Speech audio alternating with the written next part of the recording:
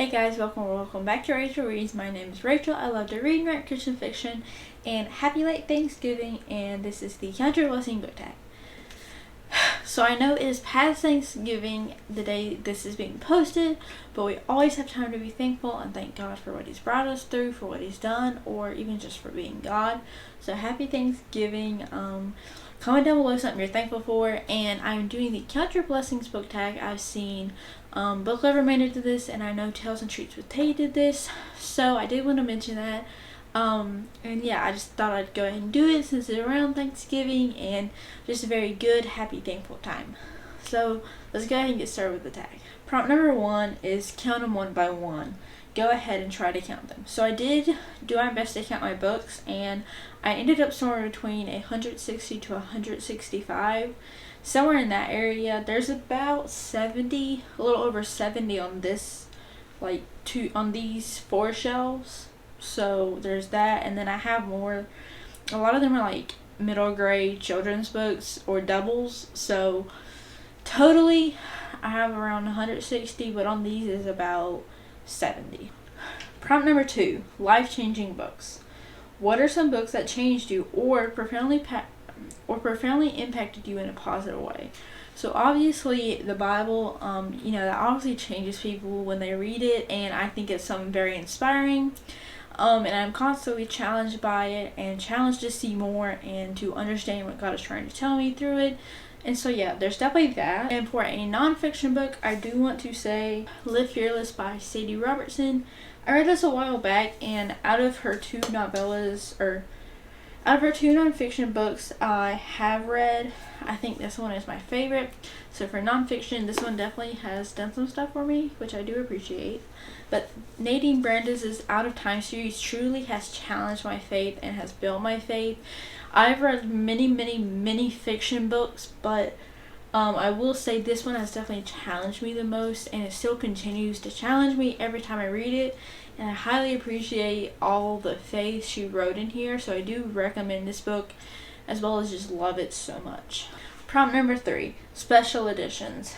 What are some editions and copies that you really love? First edition, special editions, cloth, hardbound, leatherbound, signed, or is there a book that is very valuable to you for sentimental reasons? I bought a copy of Anne of Green Gables. I don't know if I've shown it. I don't have it with me currently, but I'll put a picture of the edition I got. I absolutely love this edition. I think out of all the ones I've seen, I think it's really stunning. So I love that copy. I also bought this Pride and Prejudice copy. This is like leather, so it feels like a Bible almost, but it feels really good. And yeah, it has like different quotes on the back and the front. I want to say I've shown it before. And then it also has this really pretty inside.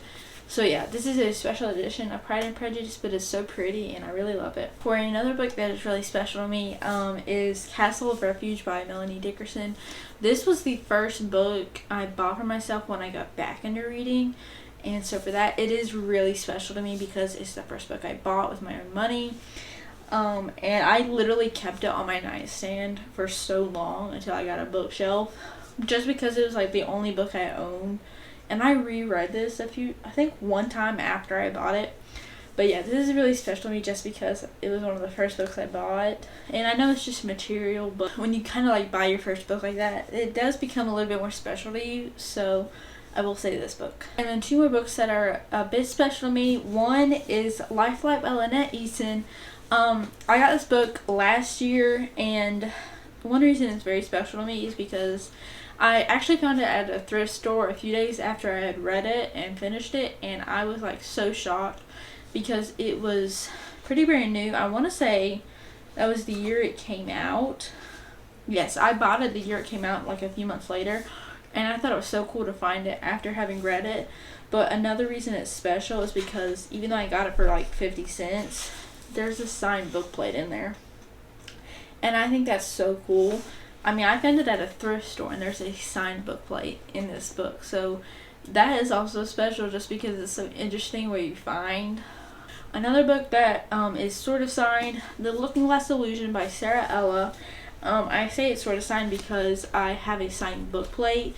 And while this is not the first book I pre-ordered, This was the first book I got pre-ordered goodies with, and I honestly thought that was so cool and so special. And there's so many books I could talk about. I'll mention a few quickly. Countdown, which is up there. That book actually came early for me when I pre-ordered it, which I thought was so cool.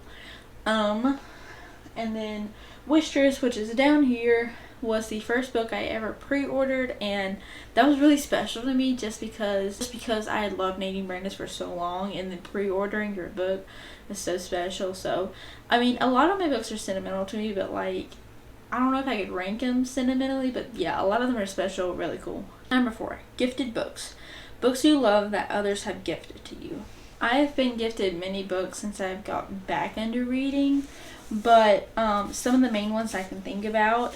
Life Just Got Real by Sadie Robertson. This was one of the first books that helped me get back into reading, and my mom and dad gave me this for Christmas, as well as Fox by Nadine Brandes. They also gave me that same Christmas, and it was also one of the first books that got me back into reading. So for gifted copies, this is very special, and yeah, I really love these books. And there are so many copies I could say. So many of my books I have on my shelf are gifted to me, and I'm very thankful. Another special one is Romanoff by Nadine Brandes. This one was given to me by my sister, which means a lot. It also has like a stunning foil cover. So yeah, there's lots of gifted copies I can name, but these are really special to me. The Blessing of a Book. How has reading benefited you in your life, emotionally, mentally, and spiritually? So reading has really become an outlet for me of sorts. I know I can trust reading and that a book will end good, or at least it should end good.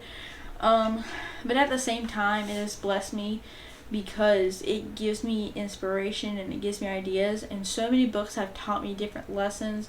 One I talk about quite often is A Rumored Fortune by Joanna Davis and Napolitano. That one really speaks truth and love, and that is such a special topic and a very well done book. A Name Unknown by Rosanna M. White. The way the faith has been presented in the first 2 books, which I'll talk about in a recent reads, the way the faith has been presented is so good and so special, and it's really encouraging to see it. And all of Aaron Mangum's books are so good. There is so much faith content. Mind the Gap has a theme of Psalm 37:3, trust in the Lord and do good.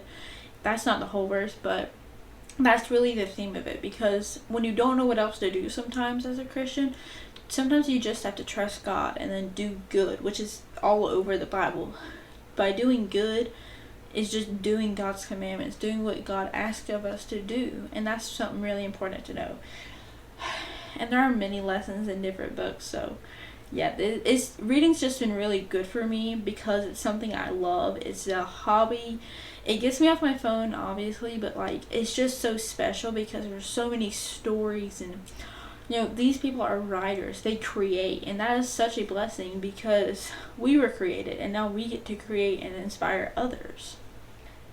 Number 6, friends, the greatest blessing. Do you have in real life friends that love to talk books with you? And it says to shout out them or tag some friends. So I don't have too many friends that read books as much as I do. I do know a few people who read, but currently the Lord has not brought me any friends that read avidly or that I talk about the books. But really, that is why this booktube community has been such a blessing, because there are so many people who read. You can get recommendations, or you can inspire others, or you can read a book, and it's just so amazing to see how our community has grown. And I do have about 2 friends. My sister has read a little bit, so I can talk about some of the books she's read, and y'all saw some of those in the last video we filmed. I do have another friend. I actually gifted her one of the books on my shelves, and you know, I am able to talk about books a little bit, or kind of fangirl about books, and not like get worried about how she's gonna react.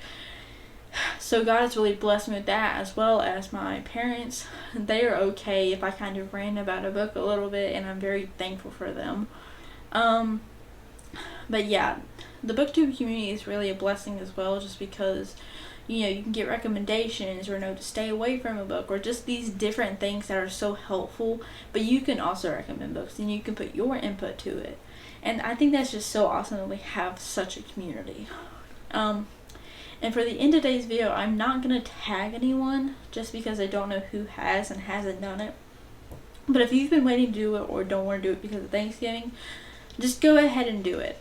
You know, we can be thankful all year and count our blessings all year. So I do highly recommend you doing it. And if you see this and you want to do it, go ahead. So that is all for today's video. Thank you guys so much for watching. I hope God bless you today, and I'll see you next time. Bye.